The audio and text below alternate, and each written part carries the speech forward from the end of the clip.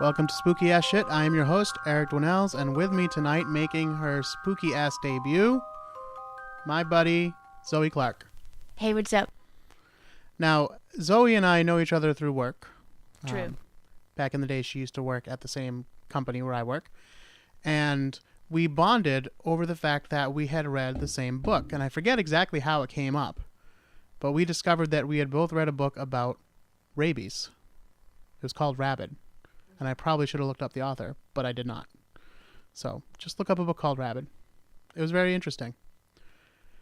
And that's how we started talking to each other at work and became friendly at work. So when I was putting together the show, Spooky Ass Shit, the one you're listening to right now, all the way back in the beginning, I had said, like, oh, hey, Zoe, maybe you should come by sometime and we'll talk about rabies. And now it's finally going to happen. Lo and behold, it has come to fruition. So this is kind of an unusual episode because it's not about a ghost and it's kind of not about a monster, although we can get into a little bit of how rabies may have been mistaken for werewolfism or vampirism or zombieism. And the way that rabies makes a monster out of us. Yeah. And how it's spread through bites and that kind of thing. So there's definitely some folklore tie-in, which we will focus on a little bit.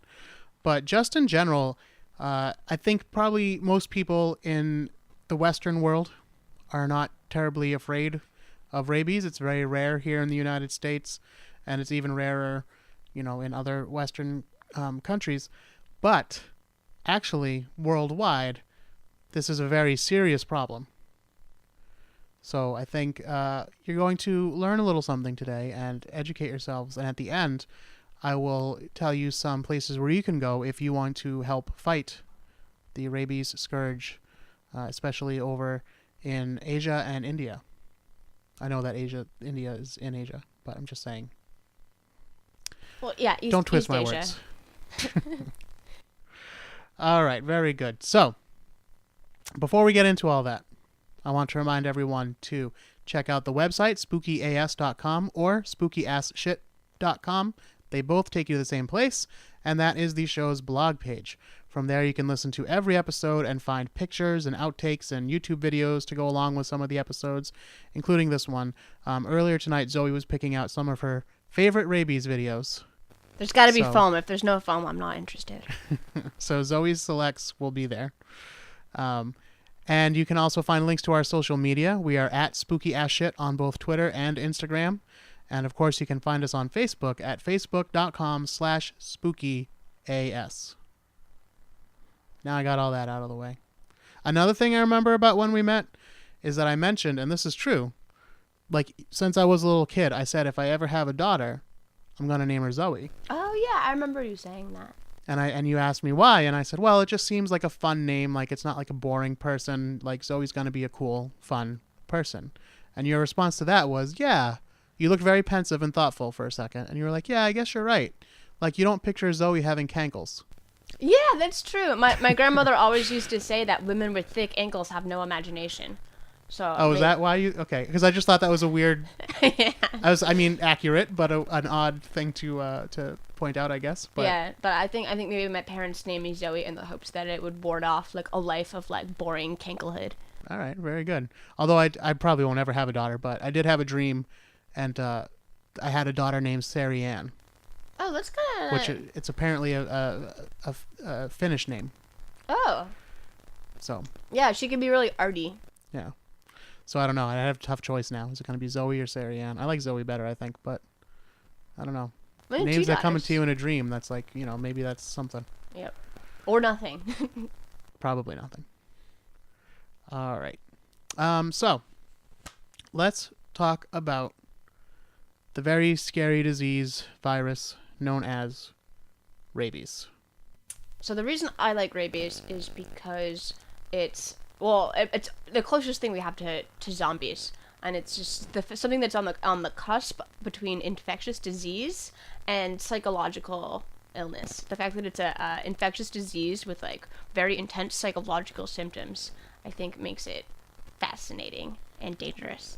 Yeah, and the fact that it, like, as we are going to describe, it's like built itself so perfectly to like destroy including the fact, and this is one of the things that I find like spooky about it, is it's shaped like a bullet. The virus itself is shaped like a bullet, so it's like just like this perfect human killing machine. But the thing is, although there is no actual cure for rabies, debatable, we're going to get into that, but right now as it stands, there is no scientifically proven and accepted cure for rabies. Prevention's no cures. Once you have it, you're up a creek. Yes, but it is preventable. That's the main thing to keep in mind. So we'll teach you all about all of that as we go along. So rabies, for those of you who don't know, is a virus that is transmitted generally through an animal bite into humans. Saliva. So the mechanism is saliva. Yeah. And even then, like, a dog couldn't come up and lick you and then you have rabies. It would have to be on an opened bloody wound or something like that. Saliva on bloody skin, open skin. No. Yeah. Saliva on exposed skin. Yeah. On an exposed wound. Exposed wound. Yeah. And it has to be transdermal. Is that the term?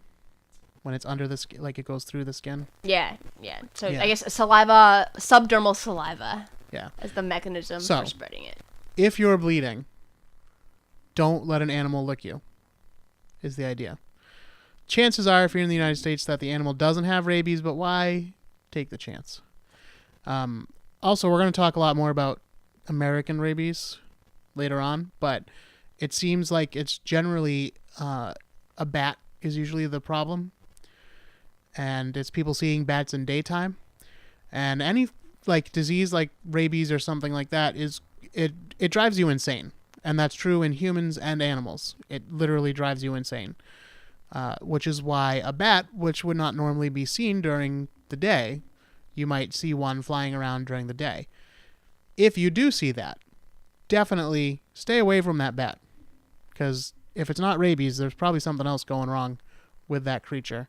And it's the same for coyotes or anything like that that you normally wouldn't see walking around, the center of town during daylight hours. So, rabies is one of our oldest known viruses, going all the way back to 500 before Common Era. That's when we have the first written records of rabies. And the statistics that I have, which might be a little bit outdated now, because I think this came from a documentary that I was watching, which was maybe 10 years old or so. But they said that 55,000 people die of rabies per year. Which is kind of huge. Yeah. And, 56% of those people are living in Asia. 44% are in Africa. And then there's like much smaller cases here and there, including in the United States. And it's most often the poor and the young who are infected. And at the time that this documentary was made, there had been no reported rabies in Australia, New Zealand, all of Scandinavia, and the UK. That is no longer true. There have been cases in Scandinavia, and I know of at least one man in Scotland who got it in 2002. Yeah, so it's actually on the uptick, and then we've had several cases here in the United States too. So definitely something to be wary of. As Zoe likes to point out, it is spread through saliva, and it could be, as we mentioned, I already said that. Now, an animal can have rabies for 2 to 3 days before any kind of symptoms appear. In humans, it generally takes 2 weeks to 6 months for symptoms to appear. But there have been cases where the incubation period, which is the period where the disease lies dormant in your body, the incubation period has been known to be as much as a year. Yeah, actually, I think it's, it could take years. It just said years, actually, so maybe even longer. Yeah, where it's just hanging out inside your body, waiting for the opportune moment to turn you insane. Yeah. So basically what would happen is you would get bit by an animal with rabies. And then from the bite site, the disease would spread out. All right, we're coming back from some mic issues. Hopefully we got those solved and you won't hear that annoying little buzz anymore. But we were talking about the pathology of the virus. And yes, it starts at the bite site, and then it takes its time traveling up to your brain, which is its ultimate destination. Because it gets in the brain, and basically what it doesn't damage the brain, but it kind of takes over and hijacks the signals that your brain would normally send out and puts in its own messages. Which are like bite people, stuff like that. Yeah, basically, it uses the host then to spread itself through bites and that kind of thing. So this, like we said, it does drive you insane, and it does lead to behavior that historically, when you look back on it, it's like, oh wait, that sounds like a zombie. That sounds like a werewolf. That sounds like a vampire. All of these, like monsters, maybe these have some basis in reality in the sense that people really were bitten by something and then they became this insane, murderous thing. Right? I don't think it's a coincidence that, like, vampires turn into bats, and if you get bit by a vampire bat, you're supposed to turn into a vampire. Yeah. And a lot of the... So we didn't really go into many of the symptoms, so let's talk about that now. Oh, can I add one yes. more fun fact? Go ahead. Fun fact for the pathology is something rabies does, which is like darkly ingenious, is that it binds to the growth hormone part of your brain that signals to your growth hormones, and it causes basically it makes it propagate itself faster. So it like tells your brain to like speed up production of the cells, which are then creating the rabies virus. So basically, this is what happens. If you get bitten by rabies, by the time you start to show symptoms, it's generally believed that it's really kind of too late to do anything for you, and that you're most likely going to die. So people who have rabies know they're going to die. That's bummer number one. Because rabies does what it does to you, including making you aggressive so that you will try to bite people or spread the virus in that way. The treatment basically that they have for it historically is tie the person down, give them drugs that will like chill them out, and wait for death to occur. Take its course. And also put them in a dark room because they're sensitive to sunlight. This is terrible, and this is still basically the recommended treatment. We'll get into some new methods that they have in a little bit, but this is what awaits you if you're going to get rabies. Also, you'll be unable to drink water. Yeah, I think that's actually one of the most fascinating symptoms of rabies. Hydrophobia, you're afraid of water. And not just people, animals also become afraid of water when they become rabid. Yeah, and the reason for that is because part of what rabies does is it makes it really hard for you to swallow anything, and also very painful if you do swallow anything. You have these really painful muscle spasms. You have muscle spasms all throughout in your chest and arms and all everywhere.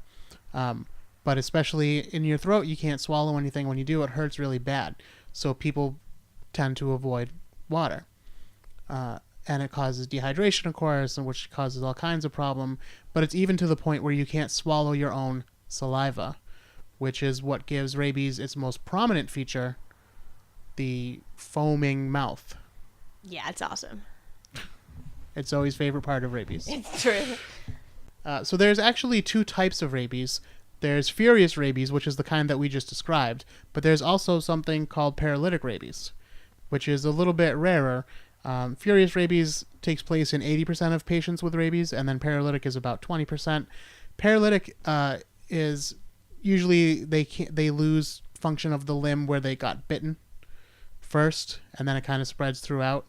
And it's still fatal, but at least you're not like spazzing all over the place and left alone to die in a dark room. It's also, I think that the contractions, I mean, from what I can see on YouTube, they look excruciating. Well, in paralytic, you wouldn't have the contractions because right, that's what I'm shut. saying. Yeah. At least you don't have these like full body spasms that are Yeah. just racking you apart. And they think the difference between the two is that the people who end up getting paralytic rabies are people who have had some form of vaccination, because there are vaccines available for rabies. Most famously, in 1885, Louis Pasteur invented a vaccination, and I remember learning about that because I had a children's book about this very incident when I was a kid. I forget what it was called. I'm going to try to find it online because it had very engaging pictures. I remember that of a boy being bit by a dog, and then Louis Pasteur shot him with a injection, and they were little soldiers coming out of the needle. going in Oh. to fight the virus. Yeah. First, I gave you the broad strokes of rabies, but what if you just got it? How would you know?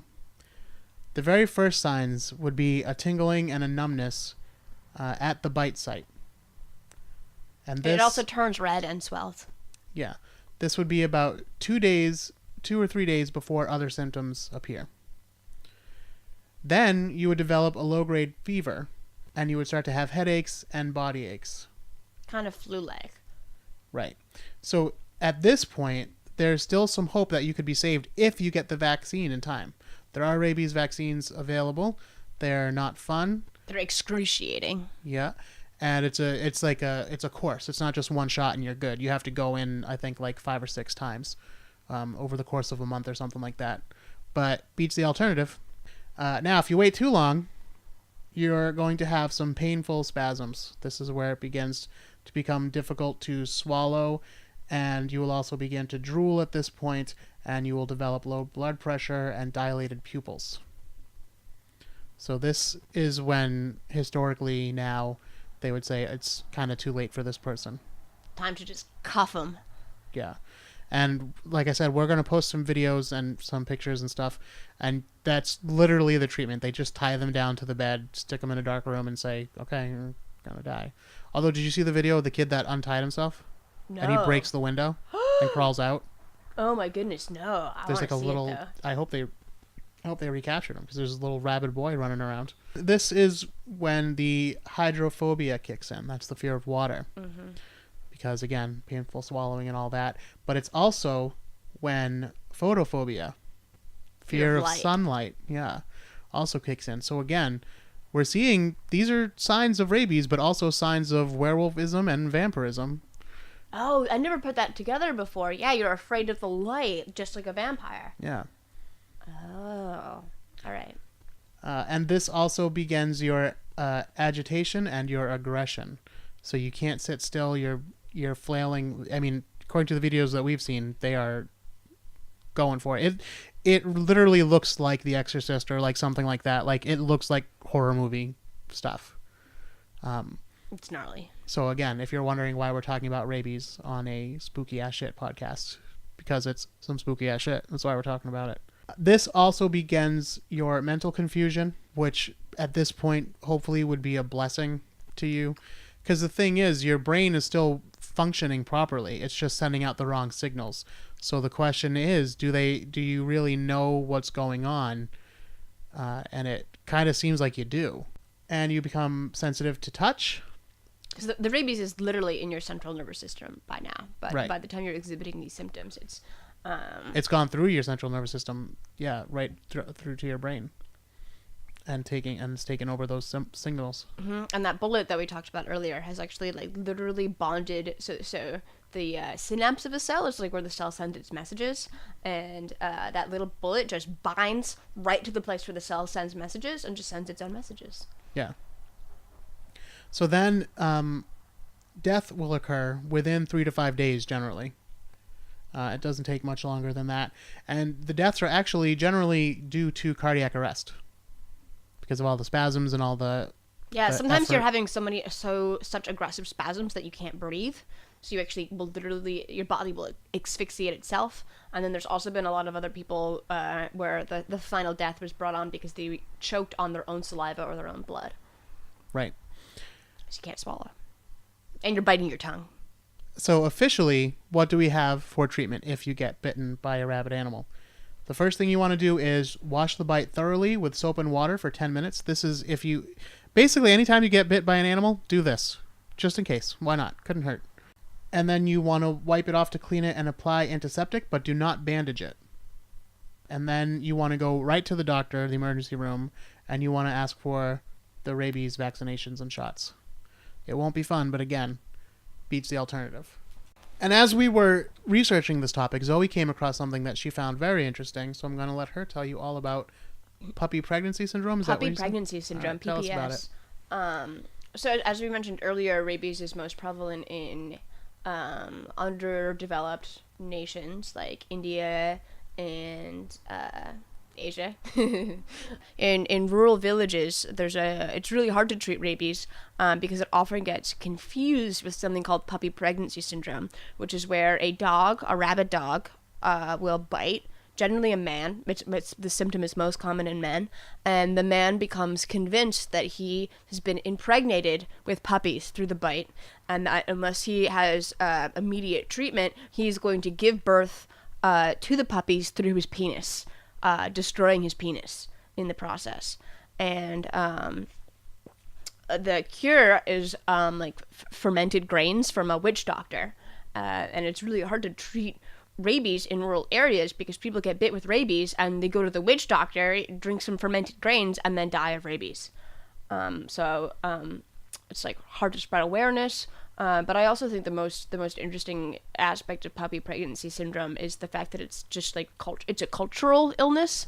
Anorexia is also a cultural illness. But I think something about societal illnesses being different than just like something's wrong with your brain are really interesting. That was kind of verbose. Sorry. That's all good. Yeah, I didn't come across that in my research, but that's interesting. Well, it's interesting because it's also not strictly rabies. It gets confused with rabies. But it's not like there's a one-to-one correlation between puppy pregnancy syndrome and rabies. A lot of people get bit by non-rabid dogs and are like really terrified that they're going to lose their penis because of giving birth to puppies. I wonder where that idea came, like that, because that's probably based on something that happened somewhere. Like, not that they gave birth to a puppy out of their penis, but I don't know, maybe a dog bit someone on the penis or something. I don't know. Yeah. I wonder there's usually a kernel of truth somewhere in all, folklore and mythology, right? So. Yeah. Well, I'm also wondering, since there's like as they would say, a comorbidity with rabies, like if something about like the psychological effects of rabies maybe makes you think this. Yeah, I don't know. If it can make you afraid of water, right, it could maybe make you think that you're pregnant with puppies. Yeah, but it seems like there's a more practical reason to be afraid of the water. Like, I can't swallow that. Yeah. But anyway, interesting point. This is all very bad news, and of course the problem in these third world countries, developing countries, is that they just don't have the access. They have the information that the vaccines would help, and there are plenty of people out there trying to help, which is the good news. But the bad news is they just can't get to everybody. And then also, in one of the documentaries I was watching, they mentioned that some people don't go, they know they have rabies, but they don't go to get the vaccine because they can't afford to pay for it. That's even though terrible. in those countries it's free most of the time. But they don't realize that. So there needs to be much more awareness and all this stuff, but who can run these campaigns when they're trying to deal with this epidemic with the little funding that they already have? So there's a lot of work to be done. And again, by the end of the episode, I will point out some ways that you can help if you so desire. And I think that would be a great thing for the listeners of Spooky AS to do, to come together and kind of, make a donation to one of these groups that are trying to help these people, our brothers and sisters in Asia. There is a little bit of good news as far as rabies go. There has been some survivors. Let me say that in proper English. There have been some survivors. And I said has, actually, because I'm going to talk specifically about one. But there have been more since. But this is the very first person who survived rabies. And she was American. Haven't they all been American? USA. I don't know, actually. I didn't look up too much about the other survivors, so. So this was a young woman named Gina Geese, who was 15 years old. I believe this was back in 2004. I didn't write that down, but I think that's what it was. And she was living in Wisconsin. And Gina was at church one day when they noticed a bat flying around the church on the inside. Flying, from the beams and everything. And apparently somebody hit it with their purse and knocked it out of the sky. And as they were leaving, Gina saw this bat, on the floor of the church. And she said, "Mom, I'm going to get that bat outside." So, it's outside. Oh, such a noble impulse. Yeah, she said, I'm an animal lover and I kind of wanted to pick up a bat. Like, I'd never held a bat before. They're kind of cute. Yeah. So she picked it up. And as she was walking it outside, it bit her on the finger. And she tried to shake it off and it wouldn't go. It was really biting her. So she like hucked it, she said. And so, finally it went through. And they said, at first they weren't too concerned because it was bleeding a little bit, but it just looked like two little pinpricks.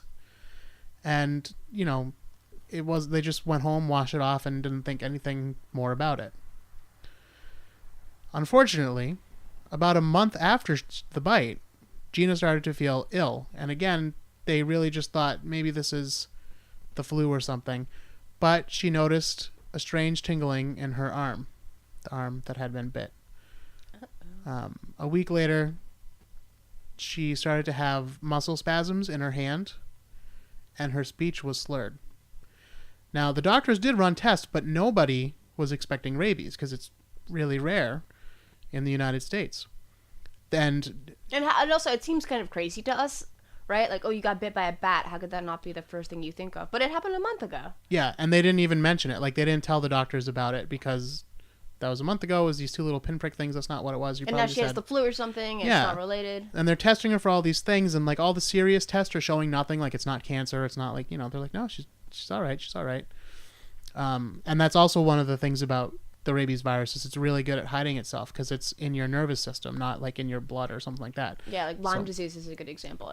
Once something goes to the central nervous system, like it takes like a freaking spinal tap, a freaking spinal tap. You can swear. The name of the show is Spooky Ass Shit. You can swear. Okay, well, it's a fucking spinal tap to figure it out. So she was not tested for rabies at all until she was at the doctor's with her mom, and the mom was like, oh, I guess I should just mention this. Probably not relevant, but... Thinking of it now, but yeah, like a month ago, she was bit by a bat. And she said as soon as she said it, the doctor's face turned white. Oh, I bet. And he was like, oh, okay. All right. So then he said, all right, look, if this is rabies, we're going to have this checked out, but I'm not the man for this job. I'm just like a little small town doctor, and I've never dealt with any rabies of any kind before. I'm going to send you to like the hospital in the big city.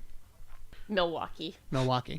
So don't laugh at Milwaukee. I'm sure I've never been there myself, but I'm sure it's a lovely place. I'm sorry. My best friend when I was 3 moved away to Milwaukee, and I've had a grudge against the city ever since. Uh-huh.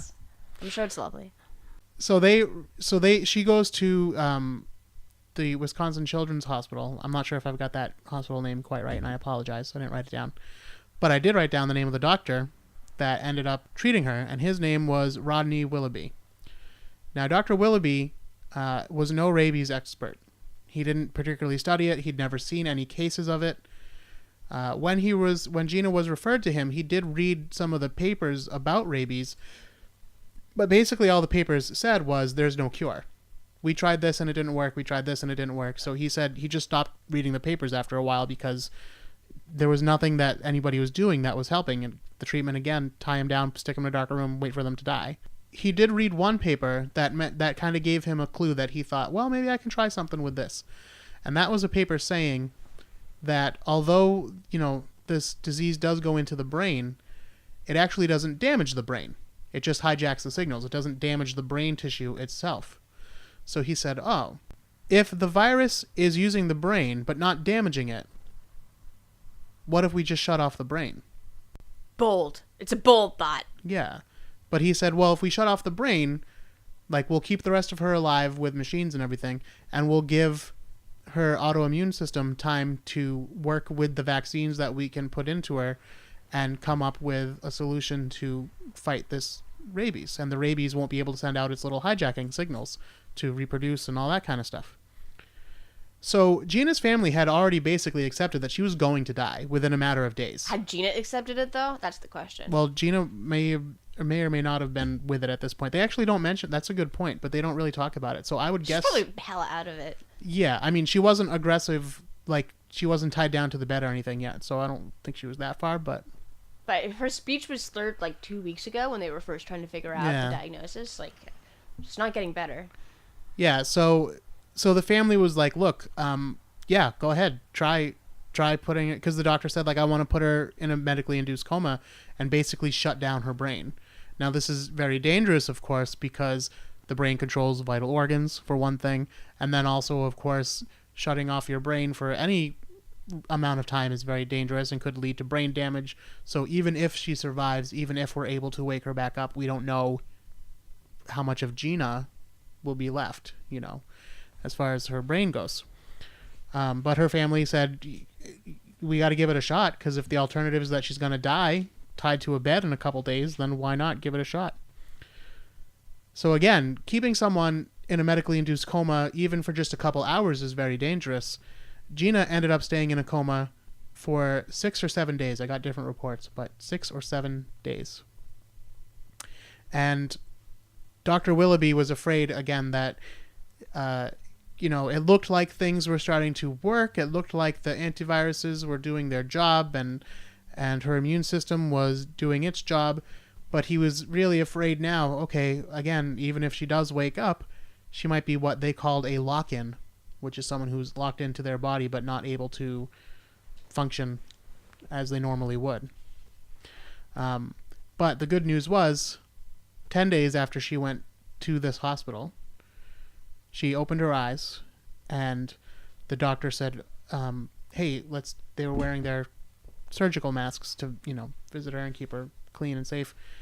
He said, her brain is probably not where it was before, so let's try to give her something familiar to track, and then we can see if she follows it with her eyes. So he said, Mrs. Geese, why don't you take off your mask? And then, he said, Gina, look at your mom. And Gina was able to follow her mom with her eyes. And it turned out Gina survived. And when she came back, she had to learn everything all over again. She had to learn to talk. She had to learn to walk. There's a really good BBC documentary, The Girl Who Survived Rabies, I think it was called. So you can find it on YouTube. And she's interviewed in it, shortly after all this happened. But she's able to drive. She's going to a dance, and, she seems to be walking around pretty well, speaking pretty well.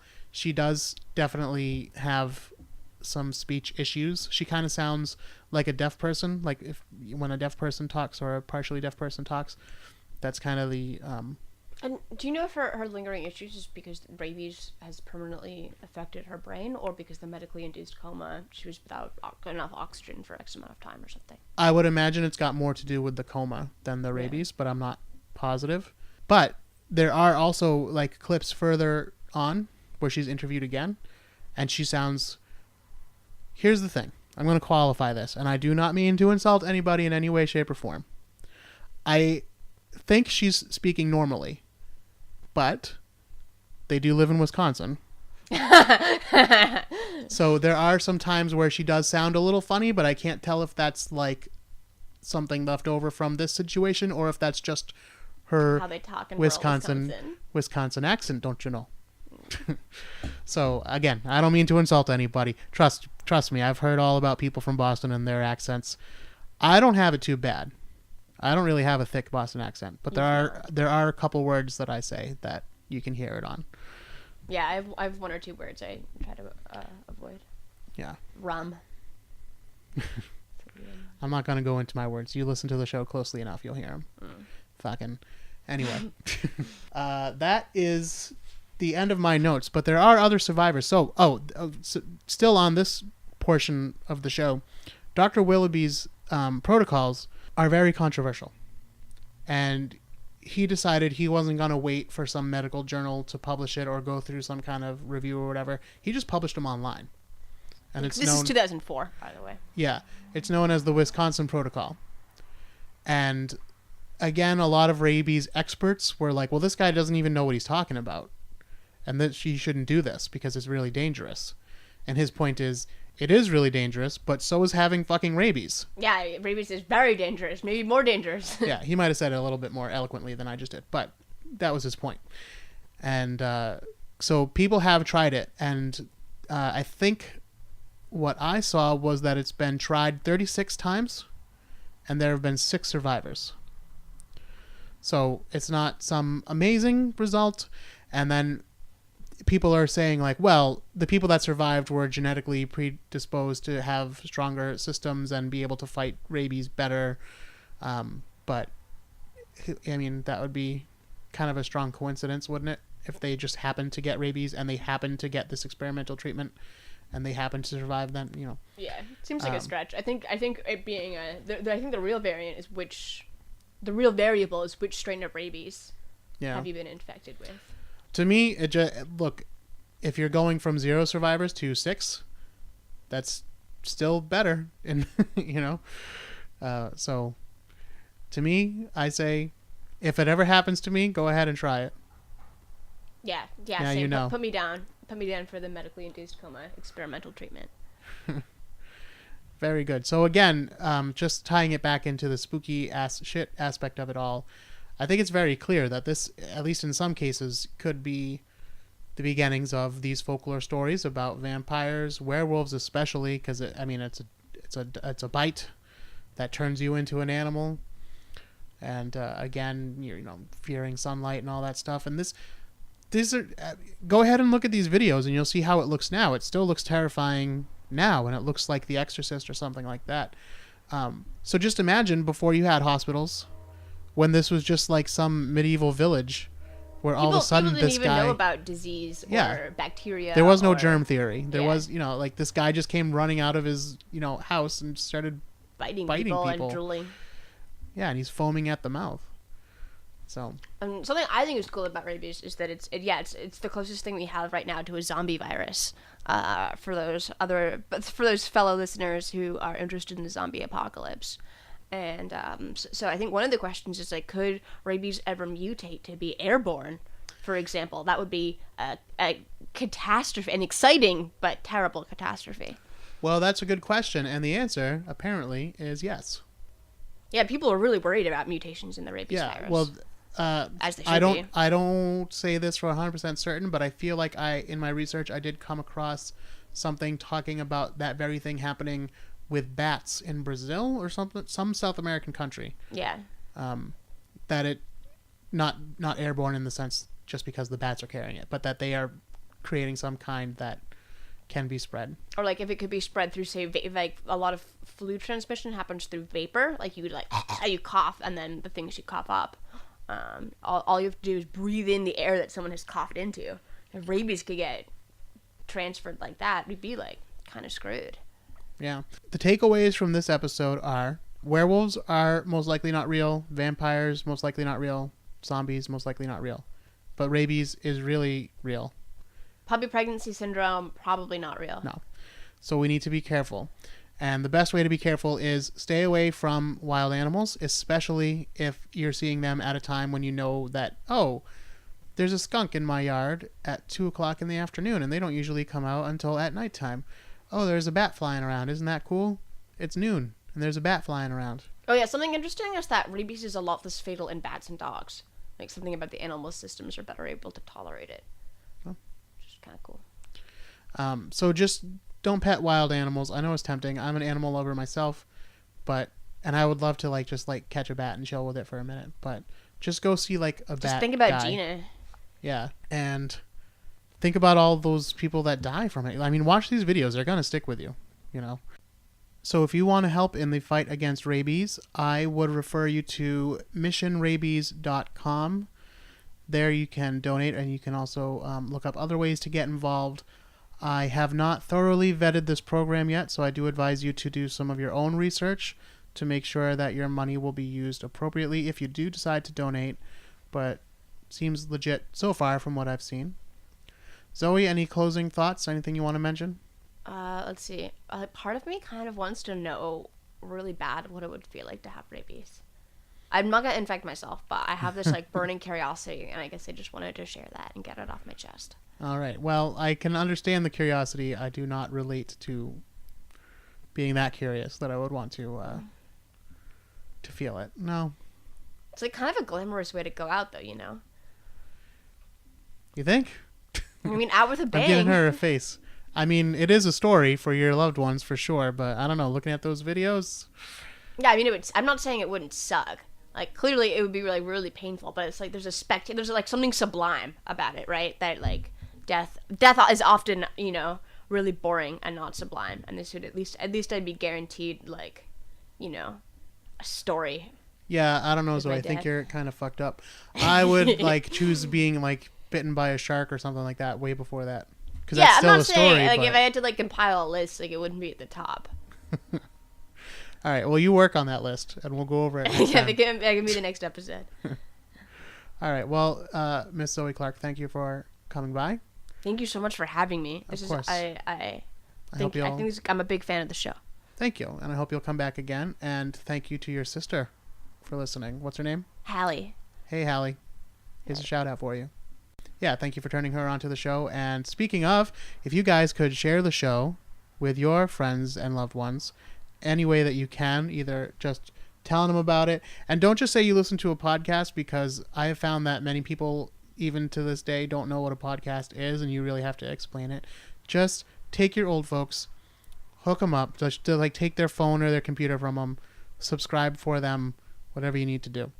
And don't forget to write a review if you could on iTunes or Stitcher or wherever you end up listening to the show.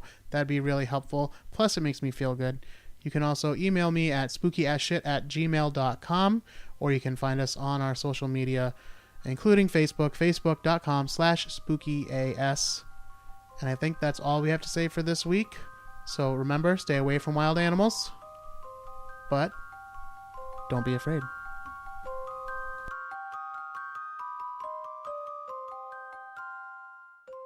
Double Dragon, Cubert, Gold Axe, Wrestler Test, Joust. What are those things?